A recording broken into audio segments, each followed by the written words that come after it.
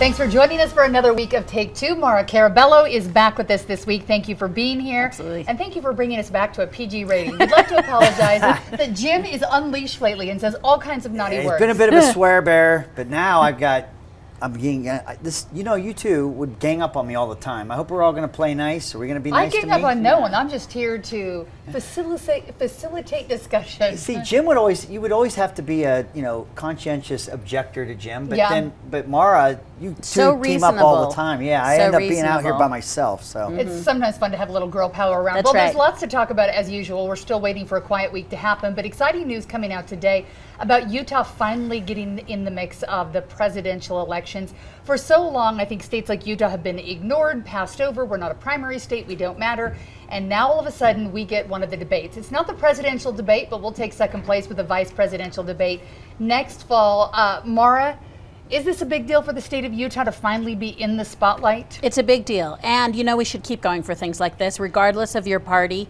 I think this is a really time to highlight this part of America, not just Utah, but this Intermountain West part that is so often just flown over. I mean, we are fly-by state, so this is a really big deal, and I appreciate that the state came in and supported that. That's right. And Greg, you said you were part of that support, but the interesting thing is my understanding historically is that we have been offered a debate in the past, and then because of our own guidelines here where oftentimes they'll have like a beer garden or other things going on, that Utah wouldn't pony up to what the national standards or offerings were. Is that true that we've had an offer in the past and we were like, no go? Yeah, actually, even in the 2016 race, we had a scheduled presidential debate. It was going to be covered. It was going to be a big deal. The last debate had been in Miami. The one was coming here, and then campaigns pulled out because I guess those debates were starting to sound repetitive, and so they didn't want to have it. It was later in the primary season. I think one of the differences, when I was in the legislature, we wanted to have a presidential primary that would be earlier in the calendar year than our state primary, and so that put us kind of in the game as well to be able to host a debate like this. And then we have a very good commission that looks to organize and put debates not just on the top of the ticket like a presidential election, but also down ticket. And we've had it's a bipartisan effort, and we've also as a state invested into that so that we have these well-publicized and televised debates with candidates so that issues are actually discussed and that debate can occur. And so I think with those two things, making sure we have an important infrastructure for good planning of debates, as well as moving up in the primary season for a presidential primary, are the things that allowed for Utah to have it. And look, we've always had a lot of excitement. People love attending those debates, and I think we'll have a packed house, whatever the venue may be, and I think it's the University of Utah, and then I'm sure it will be watched very closely, and it should be. And I hope that it helps with voter engagement, voter turnout, because Utah traditionally does not have a great voter turnout, and I think sometimes it feels like we don't matter, and I think that when you bring a debate here, we'll feel more like we matter, the Intermountain West will matter, and it won't be oftentimes where you're looking towards the 13 original colonies and what they think, because it's very outdated in the system. So I'm hoping that we hip it up and have a good time. So exciting stuff there. While we're at it, this is just on the debate stage. Tulsi Gabbard went online a couple of days ago and said that she might boycott the next debate, October 15th. She got in by the skin of her teeth into the last debate, and I really want to see her on stage, but she's saying maybe I'm not going to be there because this is it's just not what debates are supposed to be. CNN's controlling the message. They're making this into a game show type atmosphere. Do you agree with her that maybe national media are trying to decide who's in, who's out? Do you agree with her, or is it just dumb to sit out and go take your voice when you can get it? Look, I don't know why this doesn't get more attention, but the Democrats have been gaming up this entire debate and primary season from day one. We had Donna Brazile, who was a contributor and a commentator who used to be a campaign manager and part of the Democrat National Committee in the past. She was funneling the questions. It's not even a debate or a question that she was doing it when Hillary Clinton was debating Bernie Sanders. Those questions were being shared with Hillary Clinton.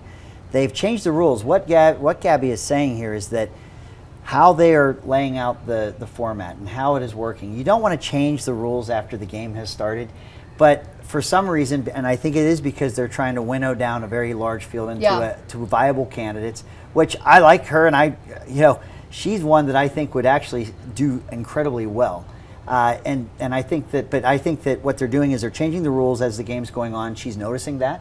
She's on the margins there, and I think that the decisions they're making are meant to jettison those that are on the margins. And so I think she's frustrated. And I think I don't know why this has been the case, but I think particularly in that season with the Democrats, they have wanted to have a more orderly and a more structured process and aren't afraid to change those rules or do whatever they have to do to see the outcome happen. I think the Republicans in these crowded fields in 16, you saw how that rolled out. And again, like we said earlier in the show, it started to get so raucous that they decided not to have any more. Yeah. But they weren't doing that. I think she's got a valid issue. Too many voices. I don't think you can deny the fact that the DNC really favored Hillary Clinton last time around, and they put all their efforts into her. But now she's saying that it's not just the DNC and others.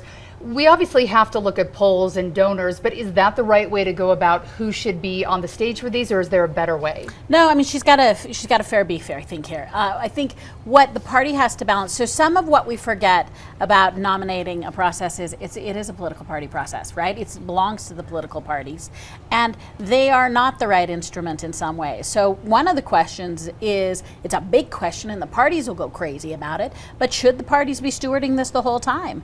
Should there be a role for other institutions? Now, institutions have hosted debates before, but it's a party-driven system.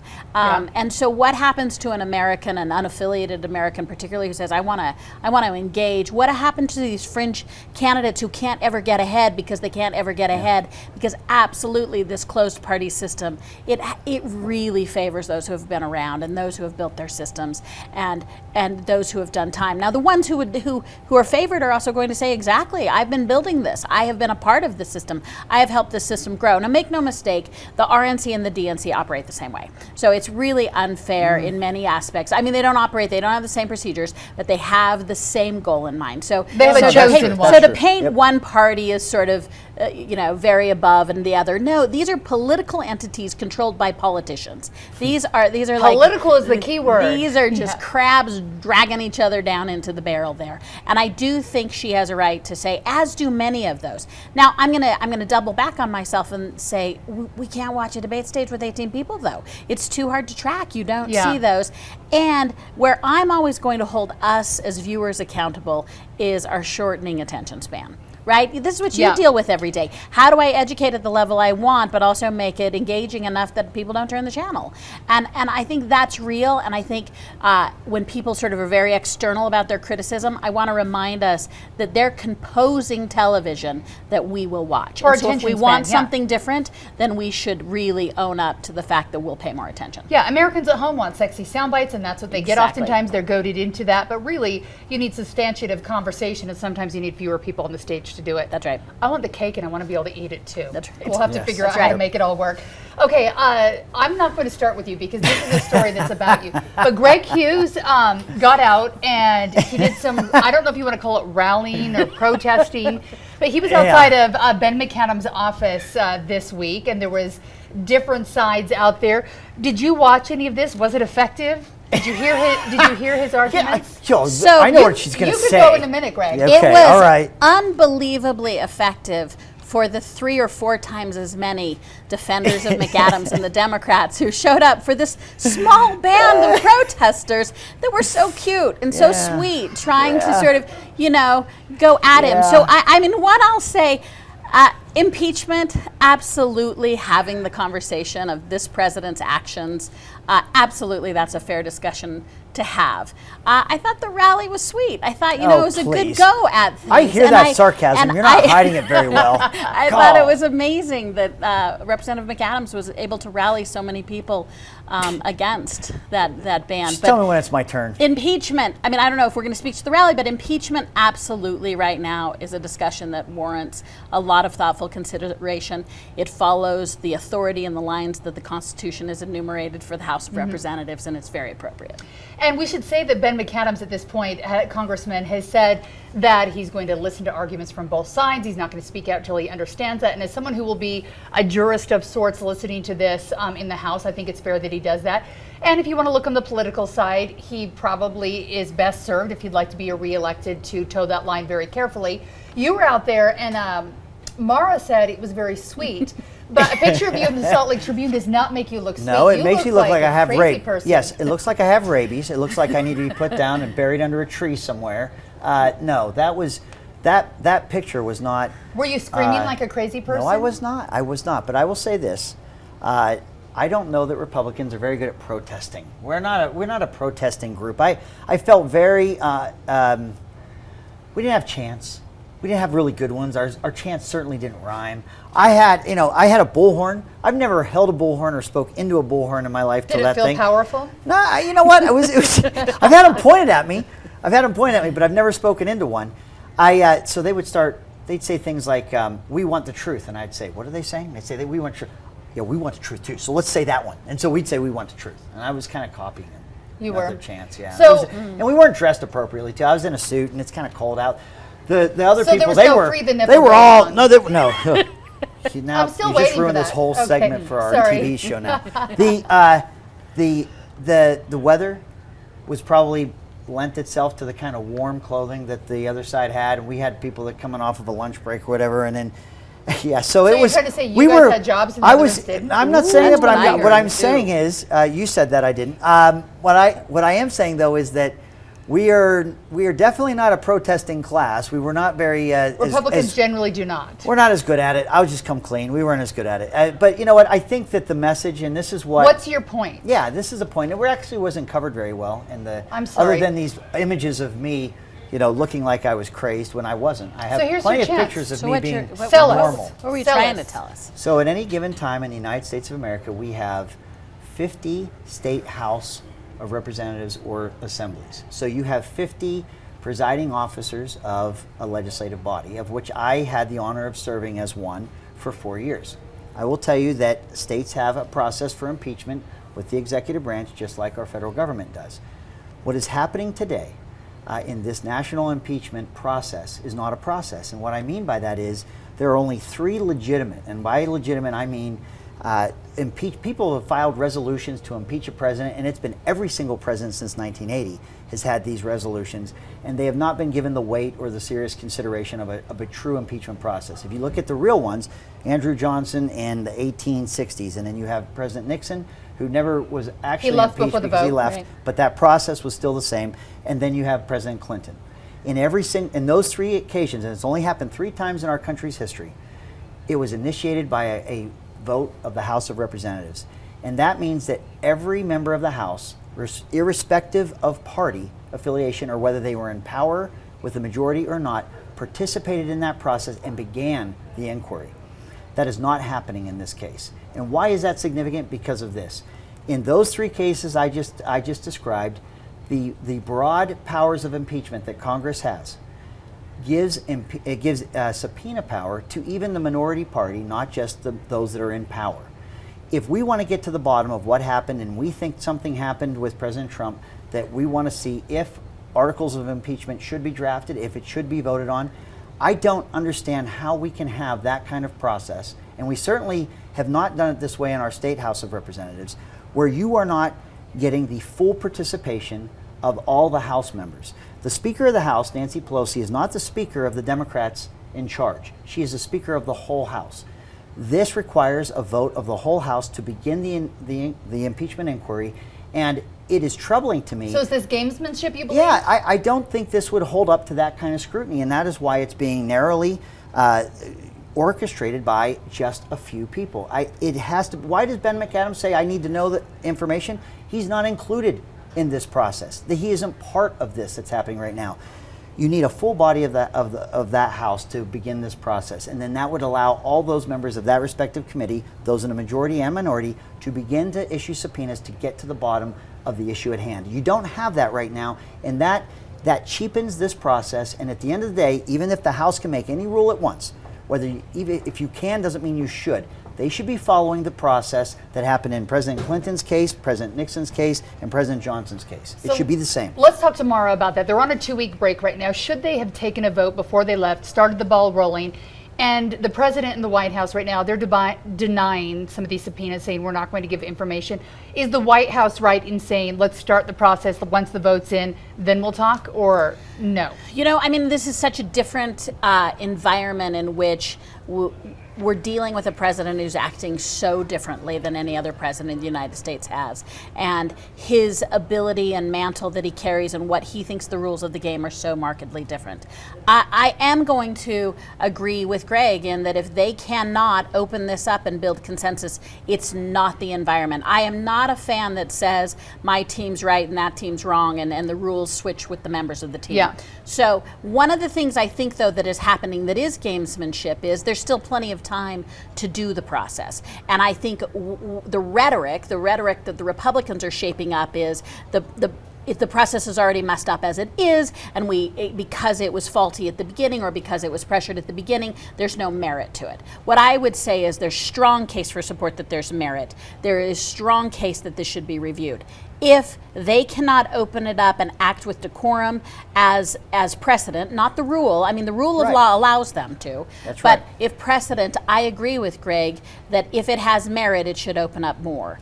I do think that the White House is unduly obstructing it, and they're pretending that they're victimized here. And I don't believe that White Houses and presidents of the United States are victimized. And I do think there's an incredible case for support that he has substantiated. And I think that many cases of these Democrats is not gamesmanship, it's a moral imperative that they're feeling. So I think we have to honor the fact that people are feeling very strongly about the actions of this. But I agree that the process needs to open up and normalize, but it has plenty of room to. We act as though we are voting on impeachment, and we're not.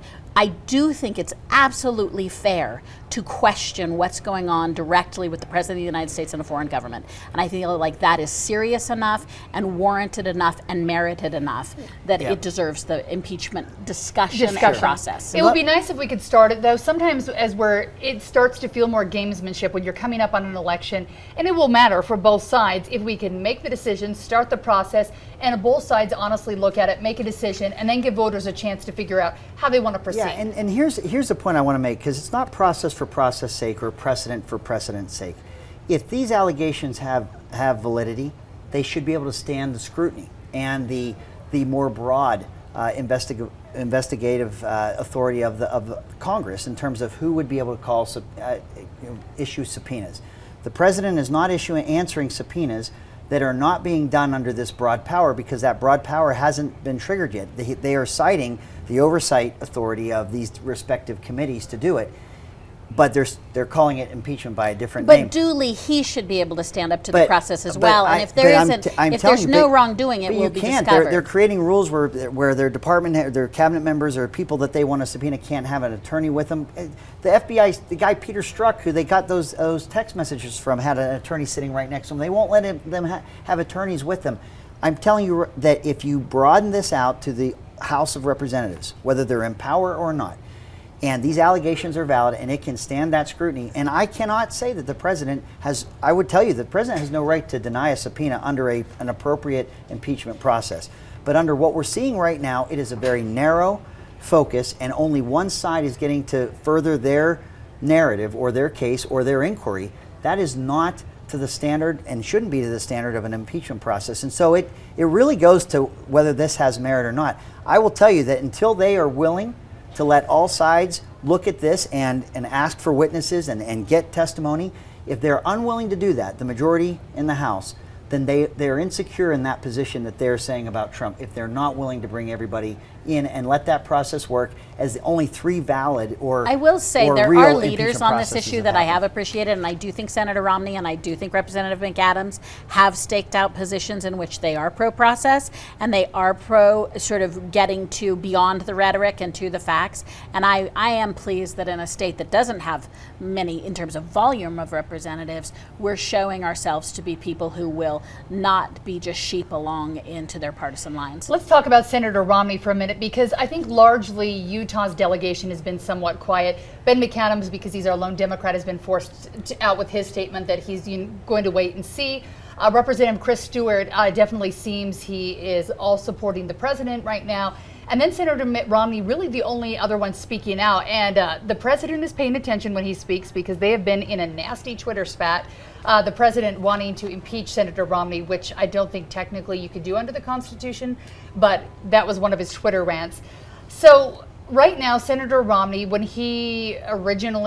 President Trump was running, he spoke out very forcefully about him when he ran a senator again. He said that he would, use his moral compass, and he goes in there. Let's start with you on this, Greg. Do you support Mitt Romney and his stands right now? Because I think that a lot of people are hoping and looking to him in the Senate that he will help other Republicans possibly, if warranted, move towards impeachment. Yeah, it sounds like he made up his mind to me. And if I'm listening to Congressman McAdams, he's not speaking so stridently because he'd like to see the information and make a decision. So you're supporting a Democrat over a Republican? I'm saying wow. that let's look at the comments or Are let's you look at the disappointed in observations. Representative Stewart for also having made up his mind? No, I think he... Wait, so no. so to be clear, it's okay if a Republican has made up their mind, but it's not okay if a Democrat perhaps has made up I their think mind. that Congressman Stewart but is now on you the just called Intelligence Mitt Romney Committee. a Democrat. Ooh. Listen, Well, I was staying believe with on the that. Intelligence Committee. Sorry, Senator. Our congressman is privy to information that we are not. I think that he is part of a So are the process. Democratic Congress people hasn't that got sit to in the Senate yet. Judiciary Committee. I think no, I'm that talking about House members. So just to be clear, it's okay for Chris Stewart. I think he has But more it's information. not okay for House members on the Judiciary Committee to have an opinion? A predetermined opinion on We're this? talking about Romney, right? Right, but you he's in the also were Senate. saying, leaving Romney aside, you're saying it's not okay to have a predetermined opinion. No, I said that it was disappointing if the senator is saying that he is talking impeachment without that coming to him and being a fair arbiter. And I don't think there's enough information to our last topic about what information's out there. But Congressman Stewart and the committee he sits on, he's certainly privy to more information than we, the public, are, or even the senators are. And so I don't think it's the same. I don't think you can compare it. But I will say this. I think that if you read the transcript of what was in that call, his underlying premise that Senator Romney says is that we shouldn't be okay with a president or anyone targeting a political opponent. And I would concur with that. That underlying premise is not one that I think you're going to find many people disagreeing with. The question becomes whether the phone call to this president of Ukraine, whether it amounts to that very charge. And I've read the transcript. I don't believe that's what I'm reading. I've seen the foreign policy back and forth with senators and other presidents and the discussions that occur that we've kind of scrutinized more today because of this topic. And I see that far greater. If you were to decide that this amounts to bullying for political outcomes, you can find much more egregious examples of that than you're finding in that phone call. That phone call, Lindsey Graham has said, if this impeachment or articles of impeachment is based on that phone call, and that's a transcript you can read. So it's like watching a football game and having someone tell you about it. If you've watched it and you've seen it, you don't need someone to tell you about it.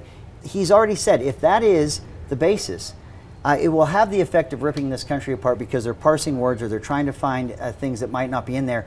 They will use their broad subpoena powers to bring in everyone. And honestly, the Democrats really have to ask how thorough of that kind of process in the Senate they want to go through, because I don't think they'll stand up to that kind of scrutiny. I think it's sad. I said this in the rally, our great rally. As a lawmaker and as a legislator, I know what the work of the people looks like. I know what it means to find common ground. I know what it means to do hard things and tackle hard policy. We're not seeing any of that. I want more work on behalf of the people in terms of policy. And if there's a president and his conduct you don't like, there's an election that is less than a year away. It is certainly fodder for that. But why would you spend any time trying to unseat this president, especially in a process we've described, which is so insular and one-sided? Why would you do that? Or why would we even have to spend time debating it instead of getting the work of the people done, or at least trying? I just would love to see a Congress who works like the respective state legislatures we have in this country, where there is hard work to be done and there's ways to do it. And I don't see it. And it is a frustrating thing for me to watch. So is Congress trying to hold the president accountable, or do you think, like some people say, they're just trying to get rid of him because they didn't like the vote since the day he was brought in? Is there any doubt? I mean, they've been talking impeachment since the night he won his election. I mean, does anyone think that, I've Do heard I need that to raise there's my hand every, during this part? every issue. Do I've is never there heard. anyone? I don't think we've lived this a day is of this man's absolutely presidency valid where to impeachment question wasn't this person's uttered. judgment. I hear you. I hear everything you're saying. I actually agree that they're squirreling a little bit, like squirrel on impeachment. We don't have a long-term budget. I absolutely agree with the gridlock. I agree that I wish they could walk and chew gum, and what I worry about in impeachment is they can only chew gum, and I don't think this is worthy of it. But absolutely there is merit to question the tactics of this president, and absolutely this is the timeline to do it in. I do agree, though, that we don't have the ability to focus on two things, and that is worrying. It is worrying to me that we're going to get deeper and deeper into the minutia about how we're seeing the play calling. At the end of the day, impeachment is a judgment call, though. I mean, right? That's why it is written that way. That's why it is an act of that. And so it's in the vein of that. And I object to assuming that it's not merit-based. But I will say, what you and I absolutely agree on is this highest and best use of 99% of our elected officials' time? I don't. And until America starts to be able to get a little more complexity in their politics and allow it to be a little more policy driven, I think one thing that Greg and I have repeatedly agreed on is that policy has a lot of gray, politics has very little. And so right now, unfortunately, the House of Representatives is spending a lot of time on the politic. Unwinding, because you did a really nice job pivoting, but I want to go back to Senator Romney for a second and just give him a shout out to say he has stopped, I think, short of having an opinion, and he's in a rare space in America in which he's untethered politically the way most elected officials are tethered. He's not worried about a re-election. He's not worried about a re-elect. He's not sort of worried about all the other components. And I will say one of the things that I was concerned about is that he wouldn't get in and exercise any interesting independence there. And I hope this is the start of that. I hope it's not all directed at partisanship, as I think you feel it is, but I hope it broadens itself out. But I do want to encourage him to keep being untethered. I'd love to see him untethered on some policy issues as well. I would have loved that untethered way in the 2012 election when he was running against President Obama. I think if I could just see the vim and vigor I'm seeing now with candidate Romney in 12, there were some things that needed to be called out then. It's hard for me to watch this, as you've described it, Maura, internally, where infighting somehow is now a formula for success, and we're going to start before a Senate even sees articles of impeachment, we're going to start casting these conclusions. But man, would I have loved to have seen this fight or this kind of sternness and ready to draw lines when we needed a Republican president. In my opinion, we needed a strong candidate at that time. I think there was fertile ground for that, and we didn't see it, but we see it now, and that confuses me. Would you take him if, I'm only saying if, I'm not saying this would happen, but let's say that a vote comes to the Senate. I think this is very unlikely, and not only is he impeached, but he's found guilty with the jury in the Senate. The president can't run again.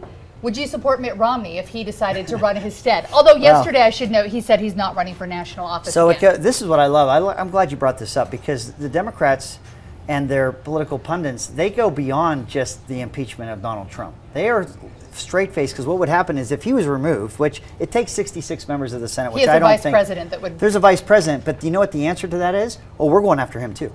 We're ready for impeachment on Pence as well. That's the next one. We're going to do that one well, because we got to get down to Greg Nancy knows this Pelosi. because he listens to so much liberal media. I'm telling you, it's out there. I mean, it's public record. These are straight-faced political arguments and observations being made that we won't have Pence because we're going to go after him next, and then we'll get down to Pelosi, which I think it's why I have a jaundiced eye about this impeachment. I've heard impeachment since day one.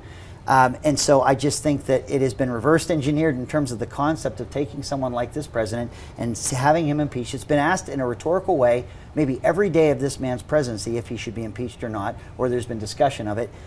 They're not done when they talk about Trump. They're down to Pence. And so, yeah, if you saw that where you saw the vice president who would then be the president, there could be a chance for our senator to run then. But again, it's 2019 and we're in a cycle where it's so close to a presidential election. Just have it out. Let the people decide as they did before, and make all this available for the people's consideration nationally. It is super exhausting. And I was thinking that when you're done with the Mueller probe, I'd be like, we can move on to getting rid of this multi-trillion-dollar debt. But no.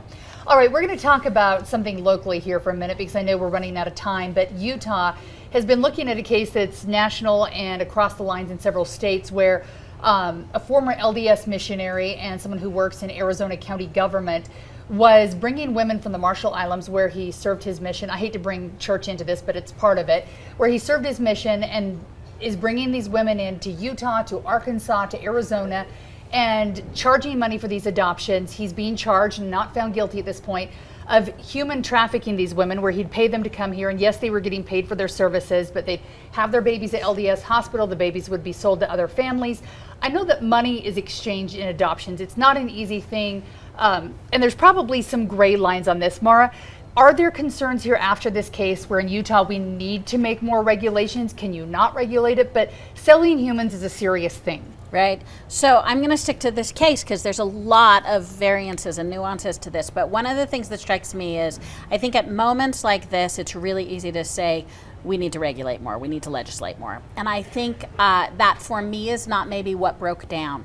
Or if he did, there were several outlined and prescribed laws that he did break or potentially broke. And so the issue wasn't were there laws in place in many instances. So what I he went around them. He did, but one of the reasons he did, and this is a really sensitive thing to say, is I think we have to ask ourselves about the social contracts we have with each other and how often we see people perhaps doing things that don't seem right. Adoption's really hard. My family has experienced adoption, and when you want that so much, and you're doing it for such good reasons, and I think we should be clear. I'm for opening up adoption, particularly when it comes to children who are in the system. We're talking about a section of adoption which is unborn, and so I think we should be specific to that we're talking about women who are carrying children, and so you followed their pregnancies in many cases, and these families for 2 and 3 years have been doing this. In my mind, it wasn't that there was not enough laws on the books. It's that we accepted his behavior probably through some other social cues. Yeah. And we decided who was right and wrong, maybe against what our gut was telling us. And these are social contracts that say if it doesn't feel right, if those people don't feel like they're following the rules, we're going to have to start holding ourselves accountable a little more. I want to be a little Western about this, in which I don't want to use the reflex to just say, oh, something happened, let's legislate. Let's talk a little more openly about these issues and maybe not accept the judgment of someone, whether it's for the better or for the worse. Let's maybe challenge people's actions a little more. Maybe let's scrutinize behavior, even if it's something we really want, like a child we've been looking for years. Maybe if we look and say, well, it's a little weird that I'm just giving him some cash, or maybe and I'm not speaking to the specific incidences of this, but I feel like what happened is there were rules that he knowingly and pretty sophisticatedly went around. So my reflex is not to make more rules, but to say more, when are we taking advantage of? When are we allowing others around us to break the rules, maybe for some really good reasons? And how are we judging who's a good person and who's a bad person? I say in the very colloquial sense of the word. And emotions certainly can get involved in this. And we don't know a lot about him right now. We've actually had people write into our station who said, I felt like everything was on the up and up. I have relationships with these families in the Marshall Islands. Ours was open. So maybe this started out innocently enough where he was really helping people, because I think most of the time things start like that and then it went downhill. We don't know yet or not. Do we need to change anything, or do we just need the systems that worked this time work again? Because I think it was hospital employees who probably alerted him, are thinking, this is a little strange. We have a lot of women that are coming and going and we don't know them, and they're leaving their babies. And I look, everyone is presumed innocent until proven guilty, and that's in this case as well. Some of the information, though, that's coming out as we read about this, and questions I have are these: who's paying for those deliveries? Are those being paid out of pocket, or is that assumed that the social safety net we have here is paying for those deliveries? I don't know the answer to that, but if it certainly gets even worse, if there are where those deliveries are occurring and there's adoptions occurring, but no one's paying for the actual healthcare costs of the baby being delivered. And so it does, by its description, sound like human trafficking. I mean, I read an account where the locks were on the outside of the residence to lock the people inside. And look, and again, so I think that you have to, I don't know if it requires new laws, but I do think it requires us to be, as Maura said, we have to be as sensitive of the issues around us. We have to be looking at those things. I think that how this came to light is how it should come to light if you see something that's odd or something that's out of the ordinary. Let's talk about adoption for a second, though. So and I've never shared this before, but in that window of time in my life and my wife and our family's life when that terrible hurricane devastated Haiti, we were seeing the human tragedy of that and people and children that had frankly been orphaned. And I asked my wife, would we ever consider adopting a child that was without a home and didn't have anyone? And we actually concluded that we would. So we looked into it just briefly. But what we found by inquiring is that there was an incredible cost, $30,000, $40,000, but not even to the people, to the children that we saw that might be in need or didn't have a home, but for children that were in certain systems in certain states that had health challenges and had certain, we couldn't get as interested family in seeing a need or seeing children that looked like they were in need. We could not find that legal course or that way to even be in a position to be able to adopt a child that might be needing a family. And I just found that astounding because you watch that, and I know there was a lot of charitable efforts around that that tragedy, and here we were wanting to do our part, but we just could not find that avenue. And so, and there's always good actors and bad actors, no matter where you go. Yeah, doesn't that almost where people are breaking the law or trying to fill that need?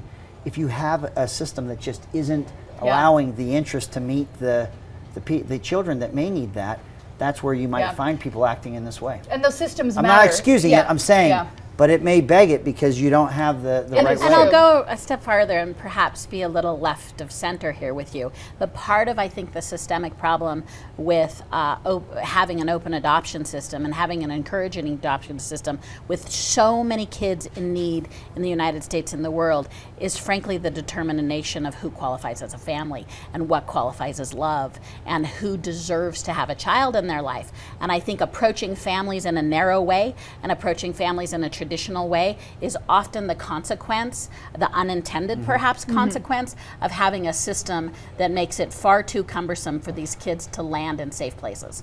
It is true.